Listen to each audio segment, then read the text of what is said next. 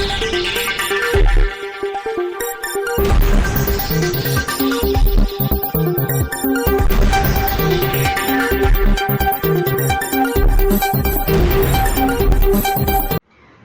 દર્શક મિત્રો, શ્રીનું સમાચારમાં આપ સૌનું હાર્દિક સ્વાગત છે।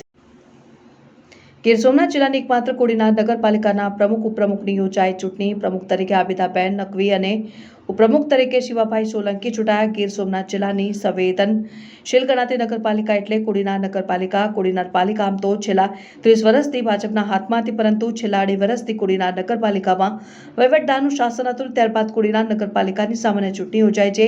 ચૂંટણી દરમિયાન અનેક વિવાદો સામે આવ્યા છે। જોકે આ ચૂંટણીમાં ભાજપે કેટલીક બેઠકો બિનહરીફ કરી પાલિકાની તમામ 28 બેઠકો કબજે કરી ભગવો લહેરાવ્યો હતો।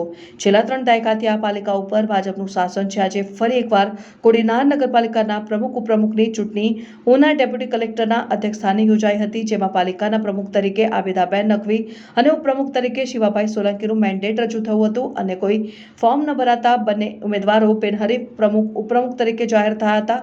કોડીનાર નગરપાલિકામાં પ્રમુખ ઉપપ્રમુખની વરણી બાદ કોડીનાર નગરપાલિકાના પૂર્વ પ્રમુખ અને હાલના નવા નિમાયેલા ઉપપ્રમુખ શિવાભાઈ સોલંકીના મતે વહીવટદારના 2.5 વર્ષના શાસન દરમિયાન શહેરની વિકાસ કામગીરી ધીમી પડી હતી। શહેરની લાઇટ, પાણી અને સફાઈમાં પણ બેદરકારી થઈ હોવાથી આગામી સમયમાં ભાજપ પ્રેરિત પાલિકાની પ્રથમ પ્રાયોરિટી આ કામગીરી રહેશે। તો કેટલાક એવા પણ કામ છે જેને પાલિકા પ્રથમ હાથમાં લઈ શહેરીજનોને ન્યાય આપશે।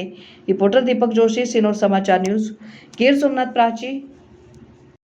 કોડીનાર નગરપાલિકાની પ્રમુખ ઉપપ્રમુખની ચૂંટણી અન્વયે પ્રમુખ અને ઉપપ્રમુખ માટે એક ફોર્મ રજૂ થતા પ્રમુખ શ્રી તરીકે આબિદા ખાતુન એહસાન હૈદર નકવી અને ઉપપ્રમુખ શ્રી તરીકે પ્રતાપભાઈ હમીરભાઈ સોલંકીને બિનહરીફ ચૂંટાયેલા જાહેર કરેલ છે। 28 સદસ્યો હાજર હતા। નહીં, એક ફોર્મ જ રજૂ થયેલ હતું, એટલે એક ફોર્મ રજૂ થયેલ બંને પ્રતિનિધિઓને ચૂંટાયેલા જાહેર કરેલ। અત્યારે કોડીનાર નગરપાલિકાનો જે વિકાસ થઈ રહ્યો, સૌથી પહેલાં દિનુભાઈ સોલંકીએ જે કર્યો છે વિકાસના કામ, કારણ કે અહીંયા પણ આમાં પોતે પર્સનલ જે અમારી સાથે રહી, અમારા વડીલ તરીકે જે અમને માર્ગદર્શન આપે છે કે કોડીનાર સિટીને કઈ રીતે બનાવવું છે ને કઈ રીતે કામ કરવું છે, એને નીચે અમે દિનુભાઈ સોલંકીને માર્ગદર્શનથી ઉપર પણ વધારે કામ કરે, કારણ કે અમને એ અમારા માર્ગદર્શક છે, અમારા વડીલ છે ને કોડીનાર માટે એને જે કર્યું છે અત્યાર સુધીમાં એવા કોઈ નેતાઓએ નથી કર્યું, કારણ કે એને માર્ગદર્શનને લીધે જ અમે આગળ વધ્યા છે ને એની નીચે જ અમે કામ કરશું। આજે ઉપપ્રમુખ પ્રમુખની જે વરણી હતી સૌથી બિનહરીફ થયા છે। પ્રમુખ તરીકે એહસાનભાઈ છે, એના મિસિસ છે, અને ઉપપ્રમુખ તરીકે હું છું અને વિશાલ મેર છે એ કારોબારીમાં જયપુર વિવેક મેર।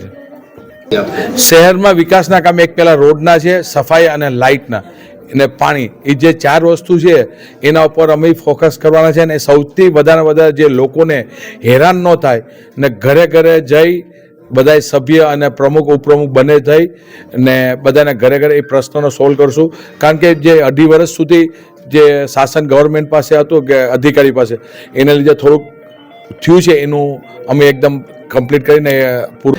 એવા તો ઘણા કામ છે, કારણ કે રોડ હતા, પછી 1-2 બગીચા હતા અમારા, અને જે હમણાં એક નવું અમારા રિવરફ્રન્ટ કે એના કારણે એ લોકોએ ધ્યાન નથી, એના લીધે થોડું બગડ્યું છે, એટલે પહેલાં એના ઉપર અમે ફોકસ કરવાના છે, કે કારણ કે સૌથી વધારે એ જરૂરિયાત વસ્તુ છે।